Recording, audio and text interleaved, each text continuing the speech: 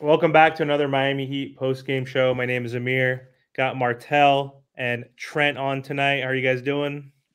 Let's get it. Man, I'm doing good, man. He earned a 3-game win streak. We're finally locking in. Let's get to the 6 seed, baby. Let's see. Trent, sounds like you're a Heat fan again. I love it. Let's go.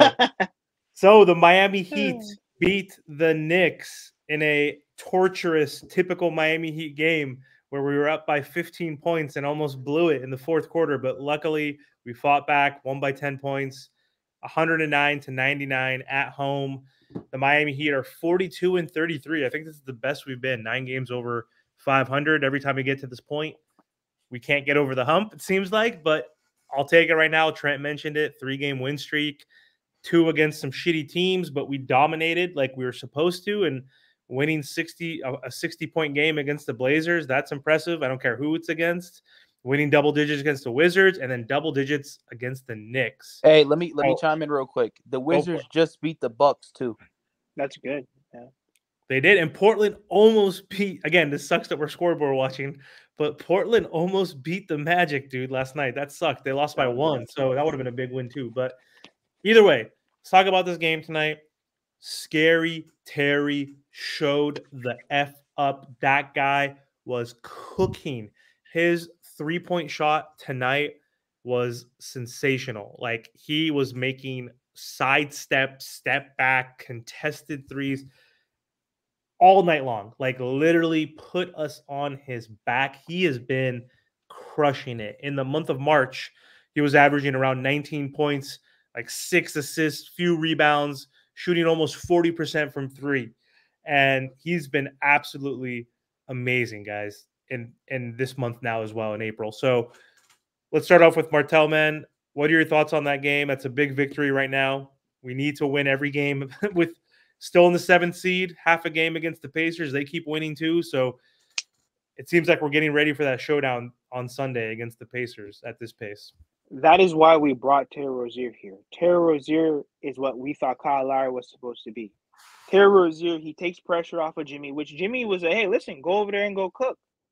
Especially with Tyler Hero being out, Bam Adebayo. Jimmy and Bam, obviously they're not the best offensive guys. So Terry Rozier fits perfectly on this team because Bam and Jimmy, they're unselfish. They'll let Terry Rozier cook. I think one of the biggest things that have plagued the Miami Heat, especially going into the playoffs, Jimmy Butler needs help offensively. Now you can't trap Jimmy so easily. Now you can't just trap Bam Adebayo. Why? Because you're either going to leave now, Terry Rozier or Duncan Robinson or Tyler Hero open. So I think not only can Terry hit big shots just like Jimmy, and he's willing to take big shots. Once he gets in the groove, Eric Spoelstra too. Eric Spoelstra doesn't handicap him because sometimes Eric Spoelstra can handicap certain guys. No, Terry Rozier, you can see he's unleashed because compared to how he was the first 5 games to these last 5 games, he has the green light, and I want him to keep attacking, keep putting the rim pressure, keep doing that, keep putting the Miami Heat in positions to where he can go out there and ball. I want the Charlotte Terry Rozier. I don't want timid Terry. I want scary Terry. I don't want timid Terry. I want scary Terry. Bro, this is straight up. He was straight up Halloween shit tonight. Let's go. Trent, thoughts on the game, man? Thoughts on Terry? Man, listen, I love this victory, man. I was always the one that said, we should fear the Knicks. I know the Knicks are still not healthy, but they still got Jalen Brunson at the end of the day, and that's a win that we needed. And we might see this team in the playoffs, depending again. So we needed that victory. One thing that I love about this team is we throw so many bodies at Jalen Brunson. It's like Yep. you had Haywood Highsmith and Caleb Martin, and then he's like, okay, I want to switch. And then you have Bam out there. So it's like so tough for Brunson to score. And like, I'm fine with role players like Dante stepping up, getting leading their team. If Jalen Brunson's not scoring, they're not going to win the game. Like, it's really just that simple. Unless it's like Julius Randle and But OG Trent, come back. not to cut you off, do you know what they do to Jalen Brunson? They give him that Trey Young treatment. It's like what you said. Everywhere he look, there's a Bodies. wing on him. There's a body on him. Everywhere he look, there's Yeah. defenders and there's length, and they're giving him that Trey Young treatment. That's why I never feared the Knicks because if you can give him Trey Young treatment, it's over. Yeah, so I was really impressed with that victory. My only concern is I noticed if you watched the game, against the Knicks last time. They beat us in that third and fourth quarter. In this game, they beat us in the third and fourth quarter, or it felt like that at least. And brought into a game. At least we came out with the victory, but we got to fix that, man, because the first 2 quarters were like perfect. Like we was just playing really good basketball. Glad to see Kevin Love out there. You could just tell the difference when he's there. And Haywood Highsmith, man, we went on that drought in that fourth quarter where we wasn't hitting no shots, and he hit that big contested 3, which you wouldn't expect him to shoot that. Like it just was, like a craziest shot attempt, but he made it, man. So like I said, man, I know a lot of people think I'm not a Heat fan or I'm a bandwagon or this or that. I love my team. I just like to speak, what's going on, the real stuff. So yeah, I'm happy with it. You've seen Jovic's minutes goes up too to 25. So yep. Hey Trent, let's prove to the audience that you're a real Heat fan. Who was the first Miami Heat head coach? Who is the first Miami Heat? Isn't it freaking it's Spoelstra or the other dude? What's his name? Come on. If you watch the game, know. come on. I know who he is, bro. Isn't it fucking the GM? Whatever his name is. No, Riley. he's at the arena. He's like an announcer. How the hell, yo? You realize I wasn't being a Heat fan for that long, bro. Just there we go. Just testing it out. I'm just messing with you. Ron Rothstein, the coach. Yeah, like I haven't been a Heat fan for that long. Yeah, but it's during the games. You should know that. Anyway, I'm just fucking with you. That's such a bad look on the pod. I know. I'm just messing with you. I'm just trying to show the real Heat fans out there who we are. No, I'm just kidding, dude. But no, Trent. Obviously, Trent's a Heat fan. He wouldn't be making Miami Heat content on the daily if he wasn't a Heat fan. Obviously, he's just more critical, I guess, on his team, which is fair because I try to be objective, but I'm a fan. Like I'm not an analyst. Like I'm not trying to not show that I care about this team, and I'm obviously going to be biased to a certain degree. So I'm objective when I can be as well. So, but anyway, Martel, you said it great. When Jalen Brunson got that ball at the wing, we double teamed him immediately. That's why Dante shoots a bunch of threes, but we're like, all right, McBride, Dante, whoever, like Hart, you're gonna get a free lane essentially because we're gonna run Jalen off that line. We're gonna blitz him and attack him and double team him all night long, and it did work because like he was like 3 for 12 or something, I think, in the first half, Trent, and like the only way he was able to get buckets was manufacturing it through like just flopping and flailing and getting to the line, which he's kind of annoying, man. I mean, all Knicks players are annoying to me. I hate the Knicks, and I've hated the Knicks since the late 90s, since I became a Heat fan. So if you have that Knick jersey on, like F you no matter what. But he is just like so frustrating to watch. Like he's so good. He's got a bag. He's talented. But for a guy that small to get to the line that often, super frustrating. But either way, Haywood Highsmith locked him up. And we were talking about this offline, guys. So we'll give credit to Terry, obviously, for carrying the team. But Haywood, dude, Haywood off that bench, man. 14 points. How many threes did he hit tonight? Like 2 or 3. He hit that big one that Trent mentioned. I think he's earned his spot in that rotation, man. And who do you guys think he's going to take it? Like from, like, is it going to be Jaime? Or is it Jovic going to lose minutes even? Or what do you think? You think it's Jaime? Yeah, probably Jaime, because like I said, right off camera, he kind of like admitted to him being tired. You see what I'm saying? And if I know that you're tired, especially when you're in the playoffs playing, teams like the Knicks and stuff like that, where, it's really going to be a big defensive grind because if we play the New York Knicks, they're going to do the same thing like they did tonight. They're going to try to wear down Brunson. Everywhere Brunson looks, it's going to be a 3-and-D guy in front of him, somebody with length, somebody with size, someone who's going to wear him down. And I think that's exactly what we did to him last year. You know, it really just depends on if they get OG and all these other guys back, which even if they do, I don't think they're going to be 100% because, based off some of their injuries. But I just think that right now the Miami Heat, they have the defenders to compete. Yeah, so I'm gonna make a video about this tomorrow, guys. So yeah, go check it out. Because it's playoff time, right? It's that time of the season, the time of the year, and usually teams don't go 10 deep. We don't do that, and the Heat don't do that. That's just how deep this team will be, right? So Jaime, I seen this tweet on Twitter. This is including Tyler coming back. Now, if Tyler doesn't come back, I think Jaime has to play a part. Like, he has to, right? 100%. But we're assuming Tyler's back, right? So we are gonna have our starting lineup. We're gonna have Caleb. Haywood Highsmith has deserved to be in the starting in the rotation, and so has Jovic, right? I'm so one thing with me, I don't know what it is. I gave up on LaMelo Ball his second year in the NBA. I gave up on young players too quick, really, really quick, and I can admit to that. So with Jovic, I may don't see what y'all see into him, but what I do see is that he fits perfect with Bam, and so I like that. But with Tyler coming back, I think he needs to come off the bench, and you go out there with Tyler, Caleb, Kevin Love, and Haywood Smith. I think you sprinkle Jaime in there a little bit, but I think that's our rotation right there. And depending the matchups, you may see DeLon right out there. Please do not put Patty Mills out on the court ever again. Just please do not. But one thing I will say too is Caleb. I'm kind of, man, hopefully he can prove me wrong. I'm not so big on Caleb this year. And I know his injuries, and I know he had a stretch where he's playing good, but today's game was a lot of just errors. And I don't know. Caleb just to me has been not the Caleb that I want, like the Eastern Conference Caleb. I don't know if that's how y'all feel too. I But agree.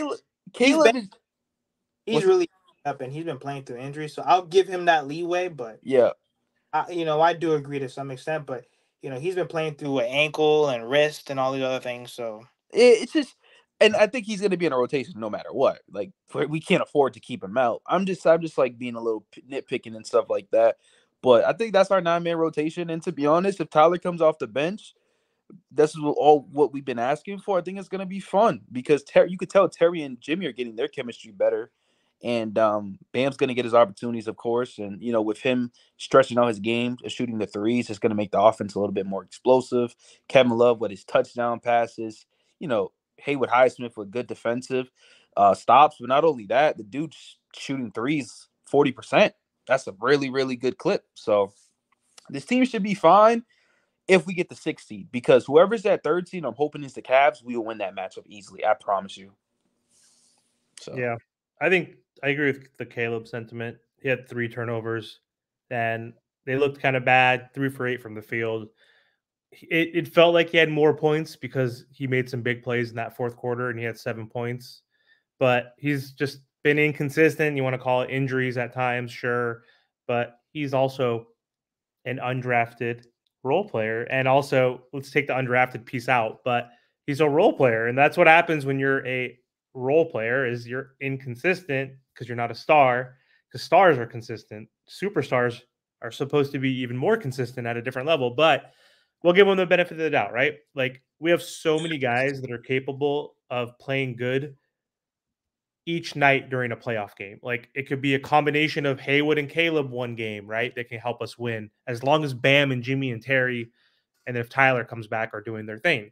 Then another night, it could be Jovic having a good night with K Love and then Duncan. There's just different variables and pieces. So we do have a deep roster. Again, I've mentioned you guys hate when we talk about injuries because it's just the facts for this team for the past 5 years. We've always been injured. It's just the type of players that we have, right? I guess they're prone to injury or injury prone, right? I think Tyler's prone to injury. I don't think he's injury prone. There's a difference because he keeps getting fluke injuries, or you want to call them fluke injuries, but they're also different injuries. It's not the same thing. It's not always his back. It's not always his knee. It's always something new, which makes it even more annoying. What the fuck's going on? But anyway, I think you're right with the rotation, Trent. I think Jaime is still going to play, but he's not going to play in that 20-minute range. It might be you're going to get 10 minutes here, maybe 12 minutes here. Unless someone's hurt, unless someone's in foul trouble, and someone's playing really badly, you never know. Because again, Haywood is a role player.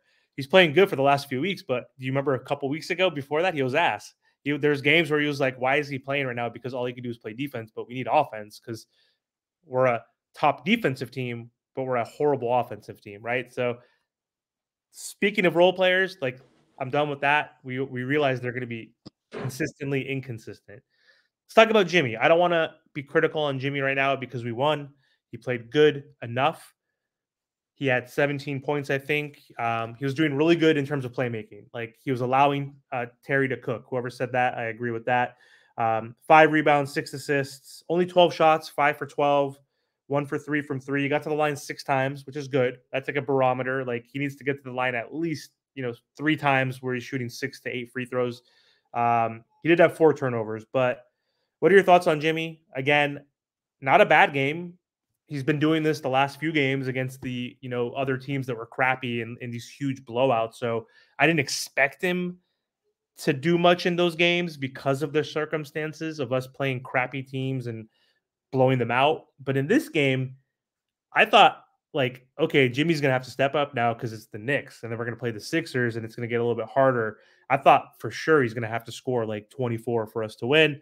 Terry kind of took that role, right? So that's why I don't want to be super critical because he's the one who took most of the shots. But I don't know who wants to hop in. Anybody want to hop in and just give their thoughts on Jimmy and how he's been playing lately? He just did enough for us to feel his impact, and I think that's one of the biggest things with the Miami Heat, because he can have a game where he has 30 points, but then it could be like an empty 30 points. But tonight he had 17 points, and you felt his impact, like what you said, with the playmaking, with the assists. Listen, Jimmy Butler's not going to drop 40 in any of these regular season games. So at the end of the day, as long as we're able to feel his impact on the court until the, quote unquote playoffs are really here, then we can really judge, okay, how much does Jimmy Butler really have left in the tank? Me personally, I just think he's holding out until the real, obviously, playoff season or whatever he wants to call it. But for tonight, I don't need Jimmy Butler dropping 30, 20 points or whatever the case may be. You let your guys like Terry and all these other guys cook, especially when they're hot. You know what I mean? Yeah, I agree. Sorry about this. I'm driving right now, but the grind don't stop. But look, right? I've been saying this for a while now. And some people don't want to hear it. Jimmy is slowly falling apart. When I say falling apart, this is what happens in a career, right? You start dealing with a lot of naggy injuries. You still can have good games. You still can be very, very good, but you're not the Jimmy that from last year. At least you're not Jimmy from last year. That's for a fact. And let me not say that yet. You know what? Let me not say that yet. It's not the playoffs. So if he does this in the playoffs, and then I'm gonna get on him a little bit more. But Terry did what we did. That's why we traded for Terry. So Jimmy can take these type of nights, like Martell said. Like we felt his impact, but we didn't need him to get 25 to win us the game. So I agree. But man, if Terry performs like that and Jimmy performs like how he did against the Celtics, who's stopping this team? And also think about this, like if Tyler comes back, which we assume he's going to come back, let's say next week, hopefully for that Pacers game, but let's say he gets like 3 to 5 games under his belt. What do we have left? 8 games left after tonight, or 7? We have 7. We have 7. Let's say he plays for the final 3.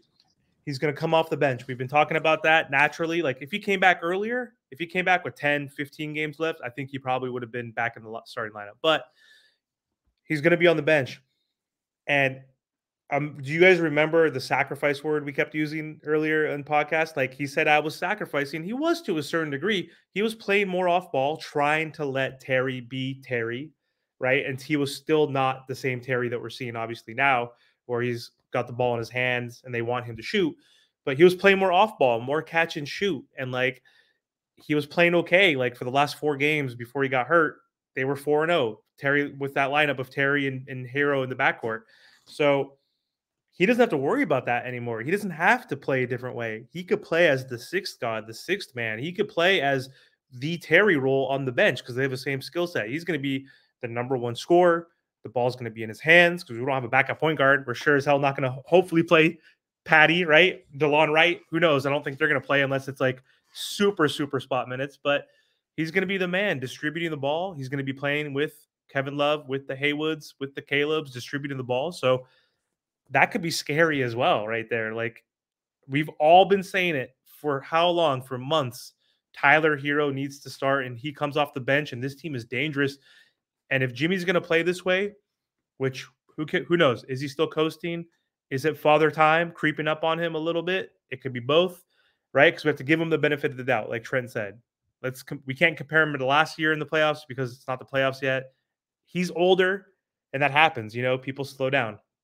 It's frustrating as a Heat fan watching him coast in the regular season. But if Tyler Hero comes back healthy and can get us 20 points off the bench playing against the second units of these teams that have no depth, the Celtics don't have depth. Payne Pritchard, that guy's a scrub. I don't care what you say. The Bucks don't have depth. Like, we have depth, and that could be huge and give us even more hope moving forward. But Jimmy needs to be Jimmy in the playoffs. I'm not even saying the word playoff Jimmy. I need Jimmy to be like regular season average Jimmy, like 22 points a game Jimmy, not the 15 a game. Trent, when was the last time Jimmy got 20 points in a game? March 13th. It's okay. Like, I mean, we're winning right now, so it's like he's doing what he needs to do again. But like, he needs to get to he needs 22 a game. I don't need like 28 points a game, Jimmy, yet. If we're healthy, if we're getting Tyler back, because Tyler with the players that you mentioned, Trent, that are going to be playing with him on that rotation, that's scary, man. Having a Jaime Jaquez not even playing, having a DeLon Wright like not even playing, you know what I mean? Like having those guys as like just fail safes. That's a deep ass team, man. So that's something to look forward to, possibly. So let me put y'all in a position real quick right here, right? And take your time to answer this question if you know what I mean. Listen, what if we don't make what if we get bounced out in the second round? What are we doing? Cooking everything. I'm cooking everything. Trading someone's ass. We're trading the centerpiece. We're trading role players, right? We're not re-signing fools. Like Caleb's gone, Josh Richardson's gone, like whoever else. Right. Like this team needs to do a better job building around Jimmy. Jimmy cannot carry. I mean, prime example. Look at LeBron, bro. Like LeBron can't carry these teams to the finals anymore. We have, whether we win or not this year, going forward, we have to do a better job building around Jimmy, Bam, and Tyler. And Terry. We're probably gonna have Terry still. We'll see. I mean, yeah, if we get a second round exit. So look, off season, do we go after a star? Hell yeah. I mean, who's the star? Do we make a trade? Who's going to be available? Who's unrestricted? Paul George. If he doesn't sign, who else? Well, we can Mitchell, Paul George, maybe Zion. Hey, what's up with this contract? You made a video on it recently. Is he? So does he have a last year next year, or is it a player option, or what's the deal? So he has a player option. He has a player option coming up. So that's interesting right there. But in my video, I said if Cavaliers get bounced out in the first round, there's no way he needs to commit. There's no way he commits there, right? If he really wants to win, if he's 26, soon to be 27, right? Bam's age, you're wasting your prime now. This is you. We're seeing it with Jimmy. He's 34. Like he's slowing down. Like when Jimmy was 30 in the bubble, he was feasting. He put the world on his back, right? Like and carried us and could have beat LeBron and AD if we didn't have guess what? Injuries, Pam and Dragic, whatever. But your prime is 26 to 30. That's like your elite prime right now. So I wouldn't want to waste it on that horrible organization and Dan Gilbert. Like literally the only reason he won a championship is because fucking LeBron left us prematurely, right? To go back home. So I'd go all in for Donovan Mitchell at this point, man. He's 26. What's all into you?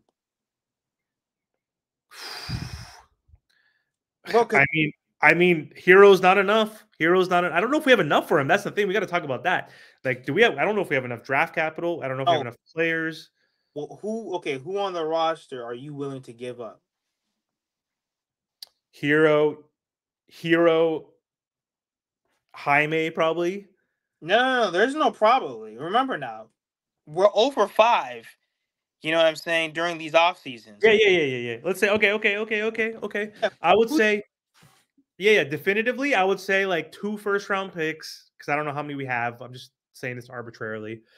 2 first-round picks, Tyler Hero for the salary, Jaime Jaquez, and whoever else gets it done at that point. Who do you think it is? Does it have to be Jovic? Like, I'm trying to avoid that purposefully, but like, is there anybody else like a salary filler? Because like, it's not Caleb, it's not going to be Josh, it's not going to be Thomas Bryant. There's no filler bullshit. Like, they want someone big, and I don't know if that's enough. I don't know if Tyler Hawkes and 2 picks is enough. You know what I mean? There could be someone that has a treasure chest of assets and whatever that they can give up. So, what do you think? What's your thoughts? The question is, what do they want to do as a franchise? If they're going full rebuild mode, which I don't think they will, because the problem is they got to get rid of Mobley or Jared Allen. And if I'm getting rid of them, I'm probably doing Jared Allen. Only because, like, remember, like, in the playoffs last year, he said that the lights got to him. The amount of talent they have on paper for them to not win is weird to me. So you got to get rid of one of them. Once you get rid of one of them, what's the direction that they're headed? Because if they want to rebuild, they'll take Jaquez. They'll take Tyler Hero.